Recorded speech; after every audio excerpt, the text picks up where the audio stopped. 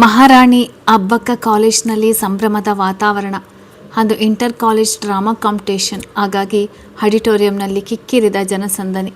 ಕಾರ್ಯಕ್ರಮದ ತೀರ್ಪುಗಾರನಾಗಿ ಕನ್ನಡದ ಚಿತ್ರರಂಗದ ಪ್ರಖ್ಯಾತ ನಿರ್ದೇಶಕ ಮಾಧವನ್ ಮತ್ತು ಉದಯೋನ್ಮುಖ ನಟಿ ಭೂಮಿಕರನ್ನು ಕರೆಸಿದ್ದರು.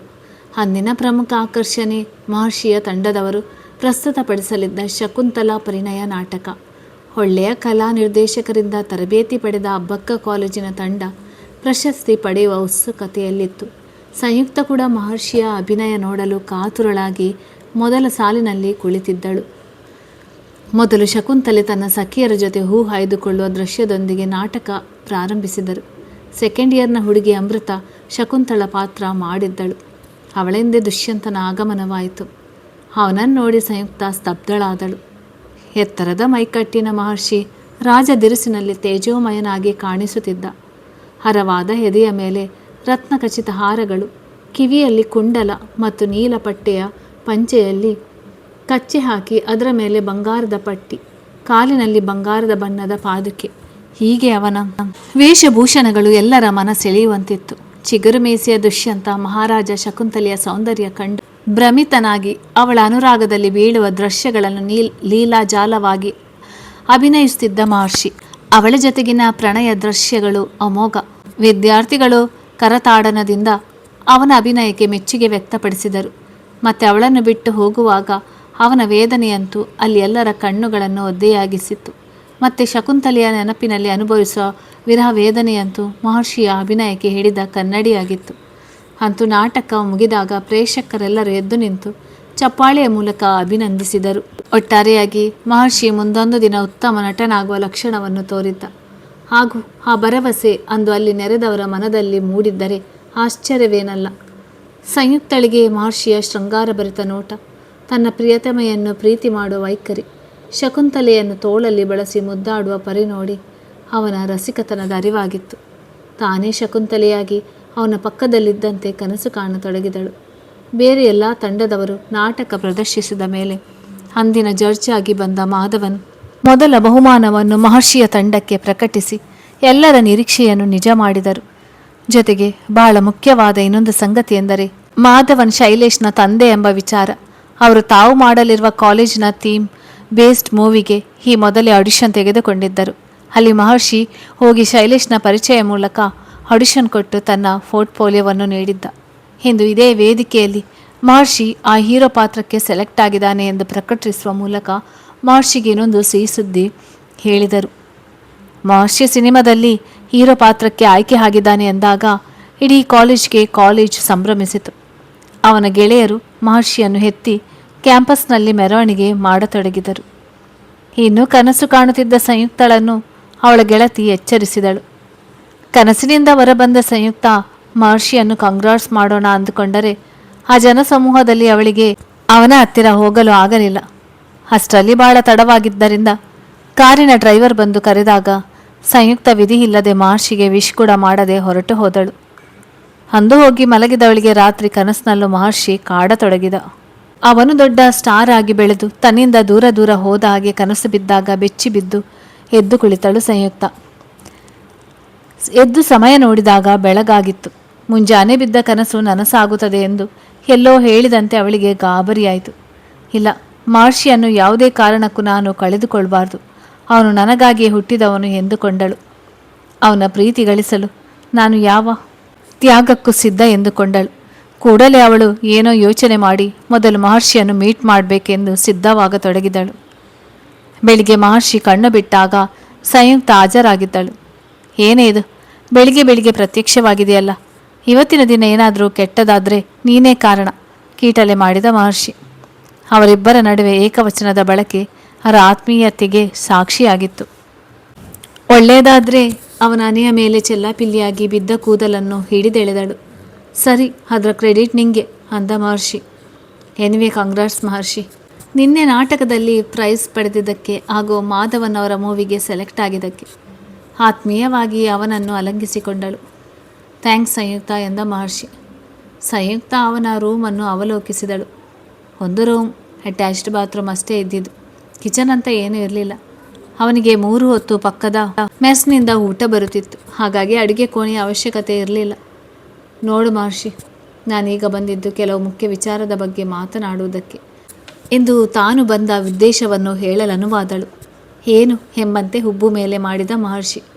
ನೋಡು, ನನ್ನ ಆಂಟಿದು ಬಸವೇಶ್ವರ ನಗರದ ಶಾರದಾ ಬಡಾವಣೆಯಲ್ಲಿ ಡ್ಯೂಪ್ಲೆಕ್ಸ್ ಮನೆ ಇದೆ. ಅವರೊಬ್ಬನೇ ಮಗ ಟೆಕ್ಸಸ್ನಲ್ಲಿದ್ದಾನೆ. ಅವರೀಗ ಅಲ್ಲಿಗೆ ಹೋಗುತ್ತಿದ್ದಾರೆ. ಹಾಗಾಗಿ ಅವರಿಗೆ ಈ ಮನೆಯನ್ನು ಮೇಂಟೈನ್ ಮಾಡೋಕ್ಕೆ ಯಾರಾದರೂ ಬ್ಯಾಚುಲರ್ ಬೇಕು ಅಂದರು.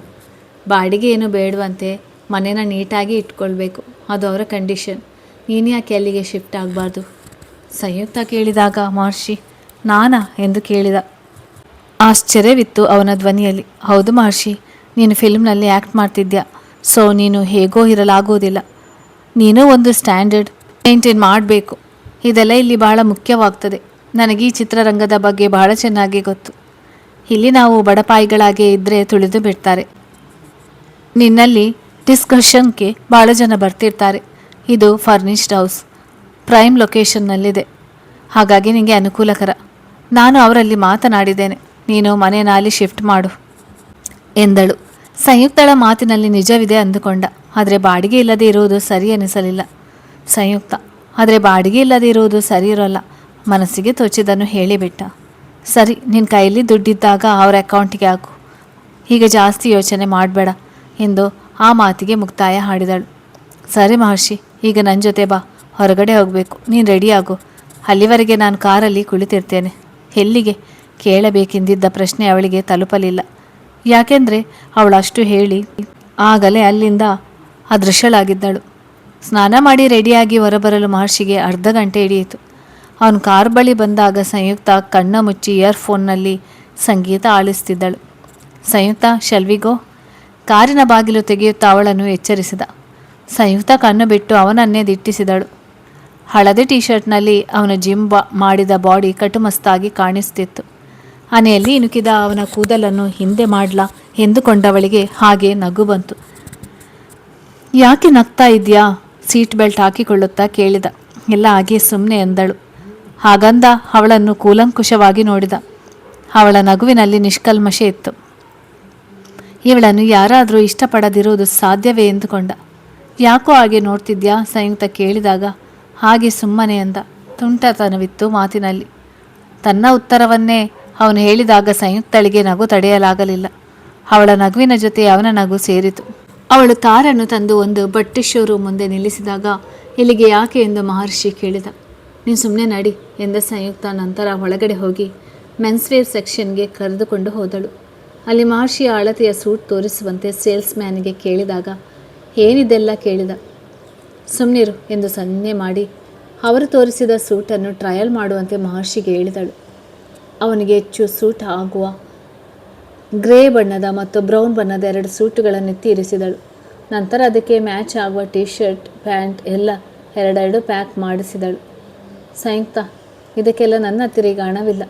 ಮಹರ್ಷಿ ಅವಳಿಗೆ ಮಾತ್ರ ಮೆಲ್ಲನೆ ಕೇಳಿಸುವಂತೆ ಪಿಸುಗಟ್ಟಿದ. ನೀನು ಸ್ವಲ್ಪ ಸುಮ್ಮನಿರು ಮಾರಯ್ಯ ಎಂದು ಅವನ ಬಾಯಿ ಮುಚ್ಚಿಸಿದಳು. ಕೌಂಟರ್ನಲ್ಲಿ ಬಿಲ್ ಪೇ ಮಾಡಿ ಆ ಪ್ಯಾಕೆಟ್ಗಳನ್ನು ಹಿಡಿದುಕೊಂಡು ಕಾರಿನೊಳಗೆ ಇರಿಸಿದಳು. ಮಹರ್ಷಿ ಮೂಕ ಪ್ರೇಕ್ಷಕನಂತೆ ಅವಳನ್ನು ಹಿಂಬಾಲಿಸಿ ಕಾರು ಹತ್ತಿ ಕುಳಿತ. ಡ್ರೈವಿಂಗ್ ಸೀಟ್ನಲ್ಲಿ ಕುಳಿತ ಸಂಯುಕ್ತ ಕಾರ್ ಸ್ಟಾರ್ಟ್ ಮಾಡುತ್ತಾ, ಮಹರ್ಷಿ, ಈ ಬಟ್ಟೆಗಳು ನಿನಗೆ ನನ್ನ ಗಿಫ್ಟ್ ಎಂದಳು. ನಿನಗೆ ತಲೆ ಕೆಟ್ಟಿದೆಯಾ ಸಂಯುಕ್ತ? ಇಷ್ಟು ಬೆಲೆ ಬಾಳುವ ಬಟ್ಟೆಗಳನ್ನು ಯಾಕೆ ಕೊಡಿಸ್ತಿದ್ಯಾ? ಏರು ಧ್ವನಿಯಲ್ಲಿ ಕೇಳಿದ. ಕೂಲ್ ಡೌನ್ ಮಹರ್ಷಿ, ನೀನು ನಾಳೆ ದಿನಗಳಲ್ಲಿ ಫಿಲ್ಮ್ ಫೀಲ್ಡ್ನಲ್ಲಿ ಕೆಲಸ ಮಾಡೋವನು. ಅಲ್ಲಿ ನೀನು ಪಾರ್ಟಿಗಳಿಗೆ ಹೋಗಬೇಕಾಗ್ತದೆ. ನೀನೊಬ್ಬ ಹೀರೋ ಆಗಿ ನಿನ್ನನ್ನು ನೀನು ಹೀಗೆ ಪ್ರೆಸೆಂಟ್ ಮಾಡಿಕೊಳ್ತೀಯಾ? ಅದು ತುಂಬ ಮುಖ್ಯ. ಅಲ್ಲಿ ನಿನ್ನನ್ನು ಗಮನಿಸುವವರು ಜಾಸ್ತಿ ಜನ ಇರ್ತಾರೆ. ಅದಕ್ಕೆ ಇದೆಲ್ಲ ಕೊಡಿಸಿದೆ. ಬೇಜಾರು ಮಾಡಿಕೊಳ್ಬೇಡ ಕಣೋ. ನಿಮಗೆ ರೆಮ್ಯುನರೇಷನ್ ಸಿಕ್ಕ ಮೇಲೆ ಎಲ್ಲ ಬಡ್ಡಿ ಸಮೇತ ವಸೂಲಿ ಮಾಡ್ತೇನೆ ಎಂದಳು. ಅವಳ ಮಾತು ಕೇಳಿ ಮಹರ್ಷಿ, ನಿಜ, ನಟನೆ ಒಂದೇ ಇಲ್ಲಿ ಮುಖ್ಯವಲ್ಲ. ಇವಳು ಹೇಳಿದ ವಿಚಾರಗಳು ಸತ್ಯ. ಇಷ್ಟು ಚೆನ್ನಾಗಿ ಎಲ್ಲ ಅರಿತಿದ್ದಾಳೆ ಎಂದುಕೊಂಡ. ಇದನ್ನೆಲ್ಲ ನನಗಾಗಿ ಮಾಡುತ್ತಿರುವ ಇವಳಿಗೂ ನನಗೂ ಯಾವ ಜನ್ಮದ ಋಣಾನುಬಂಧ ಅಂದುಕೊಂಡ. ಮತ್ತೆ ಒಂದು ಒಳ್ಳೆಯ ಹೋಟೆಲ್ನಲ್ಲಿ ಊಟ ಮಾಡಿದ ಮೇಲೆ ಮಹರ್ಷಿಯನ್ನು ಅವನ ರೂಮಿಗೆ ಡ್ರಾಪ್ ಮಾಡಿದಳು. ಮರುದಿನ ಅವನ ರೂಮ್ ಖಾಲಿ ಮಾಡಿಸಿ ತನ್ನ ಕಾರಿನ ಡ್ರೈವರ್ ಸಹಾಯದಿಂದ ಆಂಟಿಯ ದೊಡ್ಡ ಮನೆಗೆ ಶಿಫ್ಟ್ ಮಾಡಿಸಿದಳು. ಇನ್ನು 1 ವಾರದಲ್ಲಿ ಶೂಟಿಂಗ್ ಶುರುವಾಗುವುದರಲ್ಲಿತ್ತು. ಸಂಯುಕ್ತ ಈ ನಡುವೆ ಅವನನ್ನು ದೊಡ್ಡ ದೊಡ್ಡ ಹೋಟೆಲ್ಗೆ ಕರೆದುಕೊಂಡು ಹೋಗಿ ಅಲ್ಲಿಯ ಫುಡ್ ವೆರೈಟಿಯನ್ನು ಪರಿಚಯಿಸತೊಡಗಿದಳು.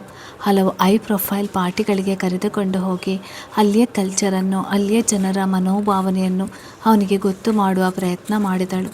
ಒಟ್ಟಾರೆಯಾಗಿ ಒಂದು ಶಿಲ್ಪಿ ಒಂದು ಕಲ್ಲನ್ನು ಕೆತ್ತಿ ಸುಂದರ ಮೂರ್ತಿ ಮಾಡುವಂತೆ ಮಹರ್ಷಿಯನ್ನು ಚಿತ್ರರಂಗದಲ್ಲಿ ಸವ್ಯಸಾಚಿಯಾಗಿ ಬೆಳೆಯುವುದಕ್ಕೆ ಪೂರಕವಾದ ಎಲ್ಲ ಸಹಾಯ ಮಾಡಿದಳು. ಮಹರ್ಷಿ ಮರುದಿನ ಶೂಟಿಂಗ್ಗಾಗಿ ಉತ್ತರ ಭಾರತದ ಕಡೆ 1 ತಿಂಗಳು ಹೋಗುವವನಿದ್ದ.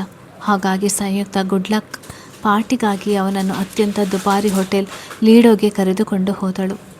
ಹೋಟೆಲ್ ಲೀಡೋ ಯುವಕ ಯುವತಿಯರೇ ಹೆಚ್ಚಾಗಿ ಬರುವ ಜಾಗ. ರಾಜಕೀಯ ಧುರೀಣರ ಮಕ್ಕಳು, ಫಿಲ್ಮ್ ಸ್ಟಾರ್ಸ್ ಮಕ್ಕಳು, ದೊಡ್ಡ ದೊಡ್ಡ ಕಂಪನಿಯ ಓನರ್ ಮಕ್ಕಳು, ಹೀಗೆ.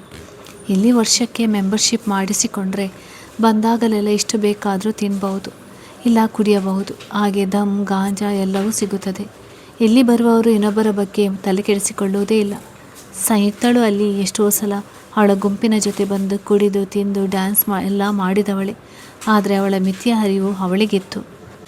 ಇಂದು ಅವಳು ಮಹರ್ಷಿಗೆ ಅಲ್ಲಿಯ ಲೋಕವನ್ನು ಪರಿಚಯಿಸಲು ಕರೆದು ತಂದಿದ್ದಳು.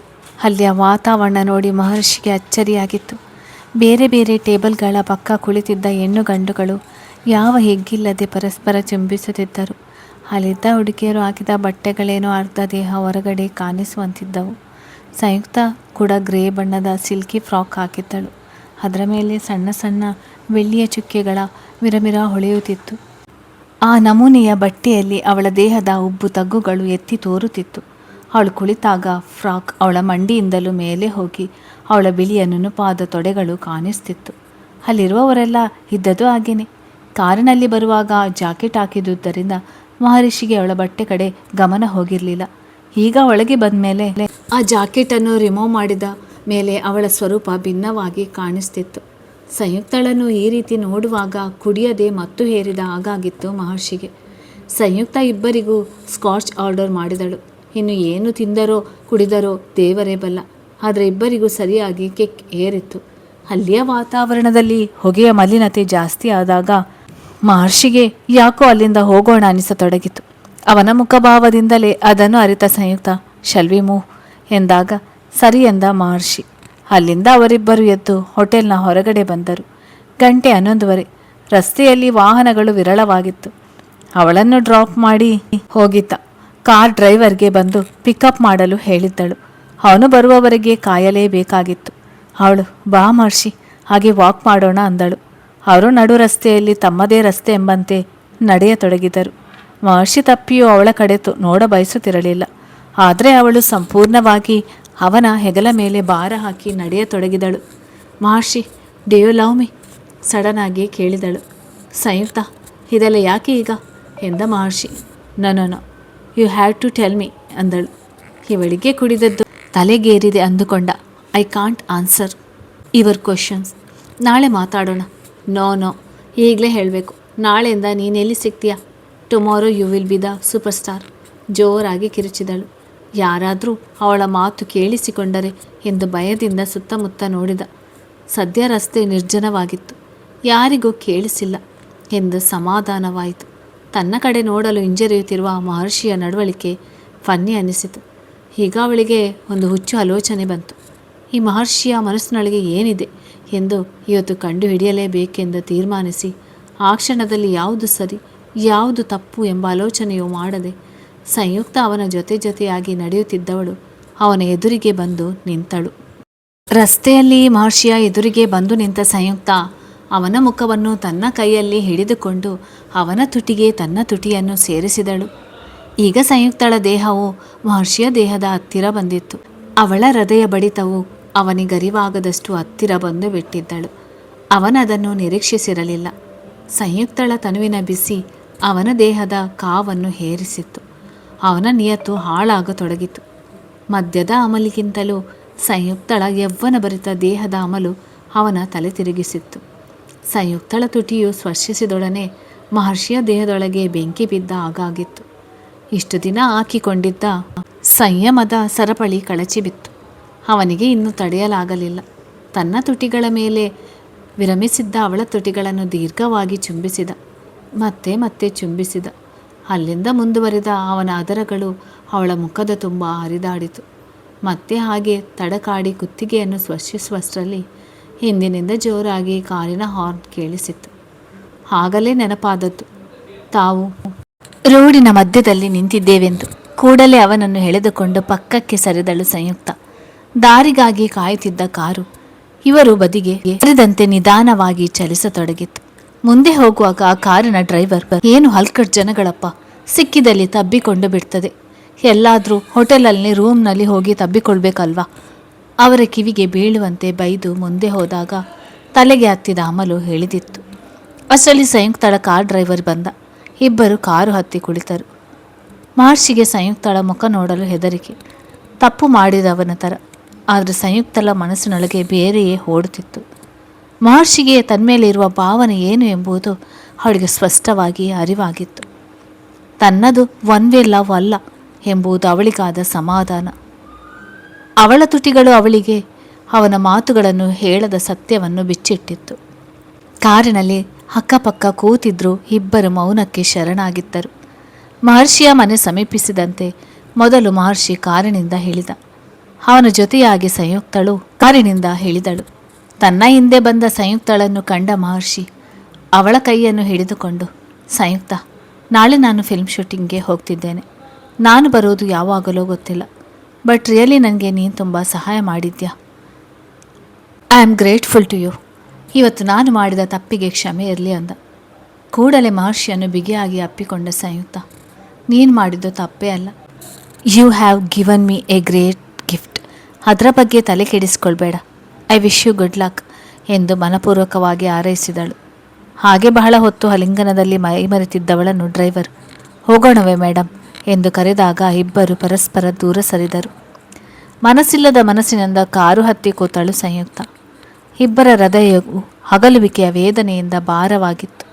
ಇಬ್ಬರ ಆಲೋಚನೆಗಳು ಈಗ ಒಂದೇ ಆಗಿದ್ದವು, ಆದರೆ ಇಬ್ಬರ ದಾರಿಗಳು ಬೇರೆಯಾದವು.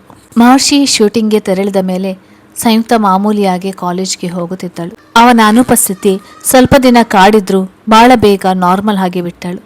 ಜೊತೆಗೆ ಅವಳಿಗೆ ಫೈನಲ್ ಎಕ್ಸಾಮ್ ಕೂಡ ಪ್ರಾರಂಭವಾದ ಕಾರಣ ಓದಿನ ಕಡೆ ಗಮನ ಹರಿಸಿದ್ದಳು. ತನ್ನ ಡಿಗ್ರಿ ಮುಗಿದ ಮೇಲೆ ತಾನು ಲಾ ಓದಬೇಕೆಂಬುದು ಅವಳ ಆಶಯವಾಗಿತ್ತು. ಅದಕ್ಕೆ ಅವಳ ತಂದೆಯವರ ಬೆಂಬಲ ಕೂಡ ಇತ್ತು. ಆದರೆ ಅವರಿಗೆ ಅವಳು ಬ್ಯಾಂಗ್ಳೂರಿನಲ್ಲಿ ಓದುವುದು ಇಷ್ಟವಿರಲಿಲ್ಲ. ಅವರಿಗೆ ಅವಳು ಲಂಡನ್ನ ಫೇಮಸ್ ಲಾ ಕಾಲೇಜ್ನಲ್ಲಿ ಓದಬೇಕೆಂಬ ಬಯಕೆ. ಅದಕ್ಕೆ ಅವಳು ಎಂಟ್ರೆನ್ಸ್ ಎಕ್ಸಾಮ್ ಬರೆದು ಅದರಲ್ಲೂ ಒಳ್ಳೆ ಮಾರ್ಕ್ಸ್ ಬಂದಿದ್ದುದರಿಂದ ಅವಳಿಗೆ ಅಲ್ಲಿ ಸೀಟ್ ದೊರೆಯುವುದೆಂದು ಗ್ಯಾರಂಟಿ ಆಗಿತ್ತು. ಅವಳ ಫೈನಲ್ ಎಕ್ಸಾಮ್ ರಿಸಲ್ಟ್ ಬಂದ ಮೇಲೆ ಅಲ್ಲಿ ಹೋಗಿ ಅಡ್ಮಿಷನ್ ಮಾಡಬೇಕಾಗಿತ್ತು. ಎಕ್ಸಾಮ್ ಮುಗಿದು ಕಾಲೇಜ್ಗೆ ರಜೆ ಕೊಟ್ಟಿದ್ದರು. ಮಹರ್ಷಿ ಶೂಟಿಂಗ್ಗೆ ಹೋದವನು ಎಕ್ಸಾಮ್ ಬರೆಯಲು ಬರಲಿಲ್ಲ. ಅವನು ಮುಂದಿನ ದಿನಗಳಲ್ಲಿ ವಿದ್ಯಾಭ್ಯಾಸ ಮುಂದುವರಿಸ್ತಾನೋ ಇಲ್ಲವೋ ಎಂಬುದನ್ನು ಕಾದು ನೋಡಬೇಕಾಗಿತ್ತು. ಸಂಯುಕ್ತ ತಾನು ಲಂಡನ್ಗೆ ಹೋಗುವ ವಿಚಾರವನ್ನು ಮಹರ್ಷಿಗೆ ಹೇಳಲು ತುದಿಗಾಲಲ್ಲಿ ನಿಂತಿದ್ದಳು. ಸಂಯುಕ್ತಳ ವ್ಯಕ್ತಿತ್ವದ ವಿಶಿಷ್ಟತೆ ಇದೆ ಎನ್ನಬಹುದು. ತನ್ನ ಭಾವನೆಗಳ ಮತ್ತು ಪ್ರೊಫೆಷನಲ್ ಡಿಸಿಷನ್ಗಳ ನಡುವೆ ಒಂದು ಗೆರೆಯನ್ನು ಹಾಕಿಕೊಂಡಿದ್ದಳು. ಇದೇ ಗೆರೆ ಈಗ ಮಹರ್ಷಿಯ ಬಗ್ಗೆ ಅವಳಿಗುಂಟಾಗಿದ್ದ ಭಾವನೆಯು ಅವಳು ಲಂಡನ್ಗೆ ಹೋಗುವ ವಿಚಾರಕ್ಕೆ ಅಡ್ಡಿಯಾಗದಿರುವುದಕ್ಕೆ ಕಾರಣವೂ ಆಗಿತ್ತು. ಅವಳ ಈ ರೀತಿಯ ಸ್ವಭಾವಕ್ಕೆ ಅವಳು ಬೆಳೆದ ಪರಿಸರವೇ ಕಾರಣ ಇರಬಹುದು. ಈ ಸಿಹಿ ಸುದ್ದಿಯನ್ನು ಮಹರ್ಷಿಗೆ ಹೇಳಬೇಕೆಂದು ಅವನ ಆಗಮನಕ್ಕಾಗಿ ಕಾಯುತ್ತಿದ್ದಳು. ಅಂತೂ ಆ ದಿನವೂ ಬಂದೇ ಬಿಟ್ಟಿತ್ತು. ಬರೋಬ್ಬರಿ 4 ತಿಂಗಳ ಶೂಟಿಂಗ್ ಕೆಲಸ ಮುಗಿಸಿ ಮಹರ್ಷಿ ಬ್ಯಾಂಗ್ಳೂರಿಗೆ ಮರಳಿದ. ಆ ಸುದ್ದಿ ಸಂಯುಕ್ತಳ ಕಿವಿಗೆ ಮುಟ್ಟಲು ತಡವಾಗಲಿಲ್ಲ. ಕೂಡಲೇ ಮಹರ್ಷಿಯನ್ನು ನೋಡಲು ಓಡಿ ಬಂದಳು. ಮಹರ್ಷಿಯಲ್ಲಿ ಬಹಳಷ್ಟು ಮಾತನಾಡಬೇಕೆಂಬುದು ಬಂದವಳಿಗೆ ಭಾರಿ ನಿರಾಸೆ ಕಾದಿತ್ತು. ಅವನ ಸುತ್ತ ಸಾಕಷ್ಟು ಜನ ಸುತ್ತುವರೆದಿದ್ದರು. ಎಲ್ಲ ಫಿಲ್ಮ್ ಇಂಡಸ್ಟ್ರಿಯ ಕಡೆಯವರೇ. ದೂರವೇ ನಿಂತು ಮಹರ್ಷಿಯನ್ನು ಗಮನಿಸಿದಳು. ಬಿಳಿಯ ಸ್ವೆಟ್ ಶರ್ಟ್ ಮತ್ತು ಜೀನ್ಸ್ನಲ್ಲಿ ಮುದ್ದಾಗಿ ಕಾಣಿಸ್ತಿದ್ದ ಮಹರ್ಷಿಯ ಹೇರ್ ಸ್ಟೈಲ್ ಕೂಡ ಬದಲಾಗಿತ್ತು. ಮೊದಲಿಗಿಂತ ಸ್ವಲ್ಪ ತೆಲ್ಲಗಾಗಿದ್ದರೂ ಸ್ಟೈಲಿಶ್ ಆಗಿ ಕಾಣಿಸ್ತಿದ್ದ. ಅವನ ಸುತ್ತಮುತ್ತಲಿನ ಜನ ಮಾಯವಾಗುವವರೆಗೂ ಮರೆಯಲ್ಲೇ ನಿಂತಳು. ಅವರೆಲ್ಲ ಹೋದ್ಮೇಲೆ ಮಹರ್ಷಿ ಆಯಾಸಗೊಂಡವನಂತೆ ಸೋಫಾದ ಮೇಲೆ ಆಗಿ ಕಣ್ಮುಚ್ಚಿ ಕುಳಿತ. ಸಂಯುಕ್ತ ಮೆಲ್ಲನೆ ಅವನ ಹತ್ತಿರ ಬಂದಳು. ಸೂಪರ್ ಸ್ಟಾರ್ ಮಹರ್ಷಿಯವರೇ, ಆಟೋಗ್ರಾಫ್ ಪ್ಲೀಸ್ ಎಂದಳು. ಮೆಲ್ಲನೆ ಕಣ್ತೆರೆದ. ನಗುತ್ತಾ ನಿಂತಿದ್ದ ಸಂಯುಕ್ತಳನ್ನು ಕಂಡು ಆಯಾಸವೆಲ್ಲ ಓಡಿ ಹೋಯಿತು. ಸಂಯುಕ್ತ ಎಂದಷ್ಟೇ ಅವನು ಮಾತಾಡಿತು. ಮರುಕ್ಷಣದಲ್ಲೇ ಇಬ್ಬರು ಒಬ್ಬರನ್ನೊಬ್ಬರು ಗಟ್ಟಿಯಾಗಿ ತಬ್ಬಿಕೊಂಡರು. ಇಷ್ಟು ದಿನದ ಅಗಲುವಿಕೆಯ ತಾಪ ಅವರನ್ನು ಸುಡತೊಡಗಿತು. ಅವಳ ಕೂದಲನ್ನು ನೆವರಿಸಿ ಹಣೆಗೆ ಚುಂಬಿಸಿದ.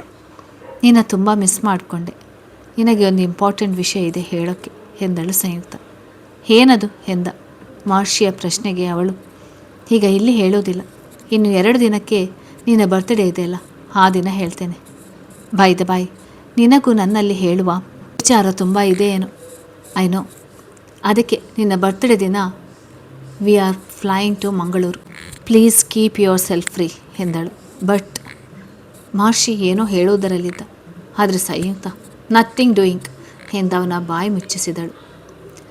ಅವಳನ್ನು ನಿರಾಸೆಗೊಳಿಸಲು ಇಷ್ಟಪಡಲಿಲ್ಲ ಮಹರ್ಷಿ. ಎಷ್ಟು ಬೇಡವೆಂದರೂ ಇವಳನ್ನು ನೋಡಿದರೆ ಮನಸ್ಸಿನ ಮಾತು ಹೃದಯ ಕೇಳೋದಿಲ್ಲ ಅಂದುಕೊಂಡ ಮಹರ್ಷಿ. ಅಷ್ಟರಲ್ಲಿ ಮತ್ತೆ ಯಾರೋ ಅವನಲ್ಲಿ ಮಾತನಾಡಲು ಬಂದದ್ದು ಕಂಡು ಸಂಯುಕ್ತ, ಓಕೆ ಮಹರ್ಷಿ, ಸಿ ಯು ಎಂದು ಹೊರಟಳು. ಮಹರ್ಷಿ ಮರು ಮಾತನಾಡದೆ ಅವಳನ್ನು ಬೀಳ್ಕೊಟ್ಟ. ಆದರೆ ಸಂಯುಕ್ತ ಬಯಸಿದಂತೆ ಮಂಗಳೂರಿನಲ್ಲಿ ಬರ್ತ್ಡೇ ಸೆಲೆಬ್ರೇಷನ್ ಮಾಡುವುದು ಸಾಧ್ಯವಾಗಲಿಲ್ಲ. ಅದಕ್ಕೆ ಕಾರಣ ಮಹರ್ಷಿಯ ಹೊಸ ಡೆಬ್ಯೂ ಮೂವಿ ಕಾಲೇಜ್ ಹೀರೋದ ಟೀಸರನ್ನು ಅವನ ಬರ್ತ್ಡೇ ಅಂದು ಲಾಂಚ್ ಮಾಡೋದು ಹಾಗೂ ಆ ದಿನ ವಿಶೇಷ ಪಾರ್ಟಿಯನ್ನು ವ್ಯವಸ್ಥೆ ಮಾಡಿರುವುದಾಗಿ ಡೈರೆಕ್ಟರ್ ಹೇಳಿದಾಗ ಮಹರ್ಷಿ ಸಂಯುಕ್ತಳಿಗೆ ಮಂಗಳೂರಿನ ಪ್ರೋಗ್ರಾಮ್ ಕ್ಯಾನ್ಸಲ್ ಮಾಡು ಎಂದು ಹೇಳಿದ್ದ. ಸಂಯುಕ್ತ ಅದಕ್ಕೆ ಬೇಸರಿಸಿರಲಿಲ್ಲ. ಮಹರ್ಷಿಯ ಮುಂದಿನ ಕೆರಿಯರ್ಗೆ ಈ ಪಬ್ಲಿಸಿಟಿ ಬಹಳ ಮುಖ್ಯ ಎಂಬುದು ಅವಳಿಗೆ ತಿಳಿದಿಲ್ವೇ. ಹಾಗಾಗಿ ಅವಳು ತನ್ನ ಪ್ಲ್ಯಾನನ್ನು ಬದಲಾಯಿಸಿಕೊಂಡಳು. ಮಹರ್ಷಿಯ ಬರ್ತ್ಡೇ ದಿನ ಮಧ್ಯರಾತ್ರಿಯಲ್ಲಿ ಅವನ ಮನೆಗೆ ಹಾಜರಾಗಿದ್ದಳು. ಬರುವಾಗ ಸ್ಪೆಷಲ್ ಕೇಕ್ ತೆಗೆದುಕೊಂಡೇ ಬಂದಿದ್ದಳು. ಮಹರ್ಷಿ ಕೈಯಲ್ಲಿ ಆ ಕೇಕ್ ಕಟ್ ಮಾಡಿಸಿ ಅವನಿಗಾಗಿ ತಂದಿದ್ದ ಉಡುಗೊರೆಯನ್ನು ಕೊಟ್ಟಳು.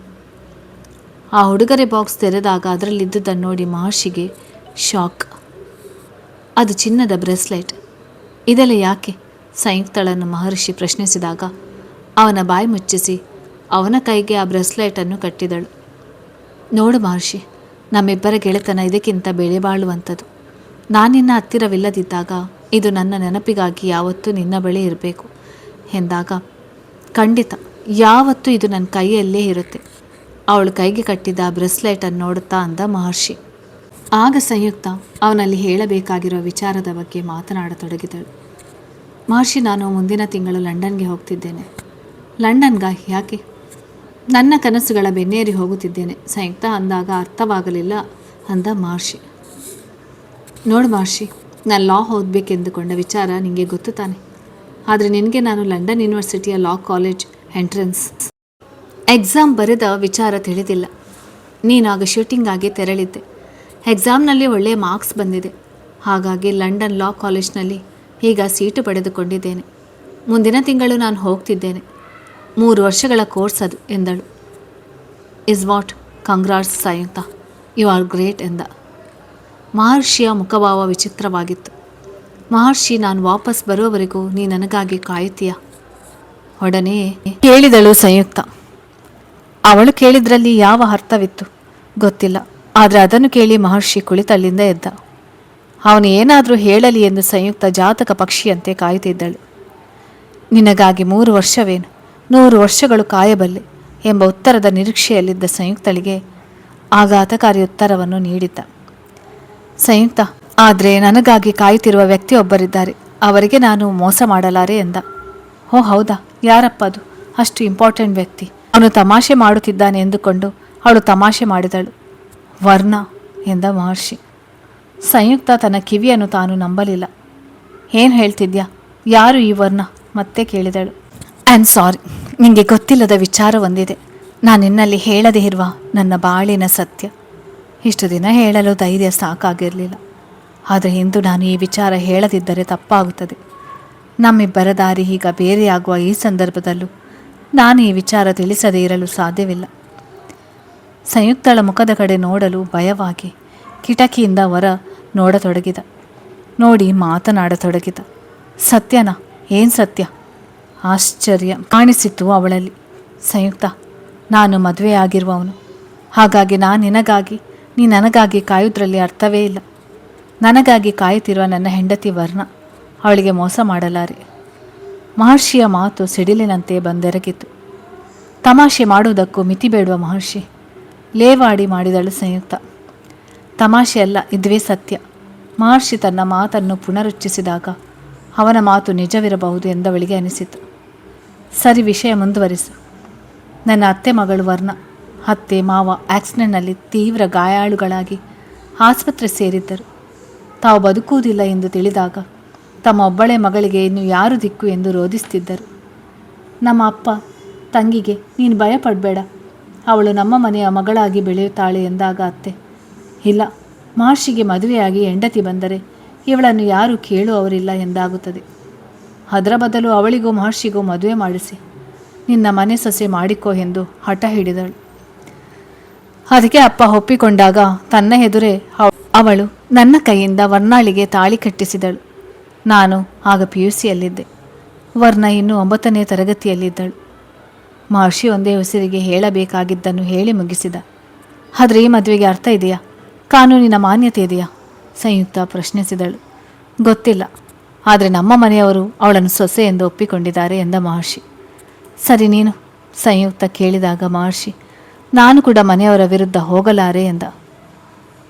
ಸಂಯುಕ್ತಳಿಗೆ ಅವನ ಈ ಮಾತು ಕೇಳಿ ಕೋಪ ಬಂತು. ಅವನ ಕೆನ್ನೆಗೆ ಬೀಸಿ ಬಾರಿಸಬೇಕೆನ್ನುವಷ್ಟು.